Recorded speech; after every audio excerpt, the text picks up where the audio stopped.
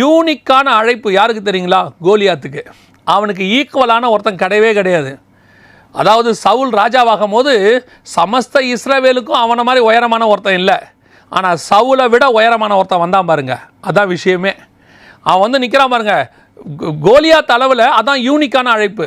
அவன் அளவில் அவன் பாயிண்ட் ஆஃப் வியூவில் பார்த்தீங்கன்னா அவன் ஒரு யூனிக்கான அழைப்பு. அவனை மாதிரி ஒருத்தன் கிடையவே கிடையாது. ஜெயிண்ட் அவன் நம்பினது ஈட்டியை, அவன் நம்பினது கேடகத்தை, அவன் நம்பினது பட்டயத்தை.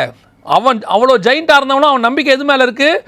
அவனை சுற்றி இருக்கிற இன்ஸ்ட்ருமெண்ட் மேலே இருக்குது, வெப்பன்ஸ் மேலே இருக்குது. ஆனால் தாவீதோட நம்பிக்கை எதன் மேலே இருக்குது? கர்த்தர் மேலே இருக்குது. அதுதான் உங்களுக்கு எனக்கு இருக்கணும். இன்றைக்கி எதை நம்பி ஊழியம் பண்ணுறீங்க? யாரை நம்பி ஊழியம் பண்ணுறீங்க? யாரை நம்பி பிஸ்னஸ் செய்கிறீங்க? பிஸ்னஸ்ஸு அங்கே இருக்கிற ஒர்க்கர்ஸ் தேவை, ஆலோசனை கொடுக்குறவங்க தேவை, நமக்கு கூட ஹெல்ப் பண்ணுறவங்க தேவை. ஆனால் என்னுடைய நம்பிக்கை கர்த்தர் பேரில். ஏன் தெரியுமா? அந்த ஆலோசனை கொடுக்குறவனோ உதவி செய்கிறவனோ எனக்கு கூட இருக்கக்கூடிய ஒர்க்கர்ஸும் ஒரு நாள் என்னை விட்டு போவதற்கு வாய்ப்பு இருக்கிறது. என்னை தனியாய் விட்டு போவதற்கு வாய்ப்பு இருக்கிறது. ஒரே நேரத்தில் கூட அத்தனை பேரும் போகிறதுக்கு வாய்ப்பு இருக்குது.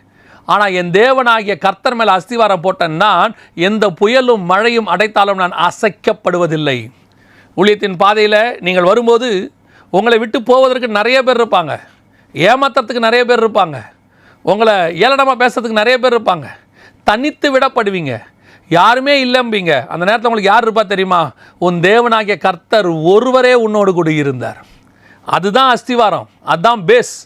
அந்த பேஸ் மேலே நம்ம லைஃப் ஸ்டைல் இருக்கணும். அதுதான் ரொம்ப முக்கியம்.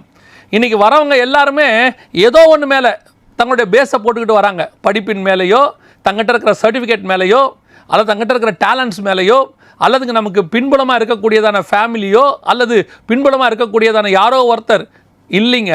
நமக்கு பின்புலம் எல்லாமே விசிட்டிங் கார்டு, பேஸ், அஸ்திவாரம் அத்தனையும் ஆண்டவராகிய இயேசு கிறிஸ்து. நான் சொல்லுவேன், அவர் நாமத்தில் வந்தவன் தோத்ததாக சரித்திரமே கிடையாது. தோக்கவும் விடமாட்டார். அது எதிரில் நிற்கிறது கோலியாத்தாக இருக்கட்டும், ஏனோக்ஸின் புத்திரராகிய ராட்சதராக இருக்கட்டும், எதிரில் நிற்கிறது செங்கடலாக இருக்கட்டும், எதிரில் நிற்கிறது எரிகோ கோட்டையாக இருக்கட்டும், ஜெயமோ கர்த்தரால் வரும்.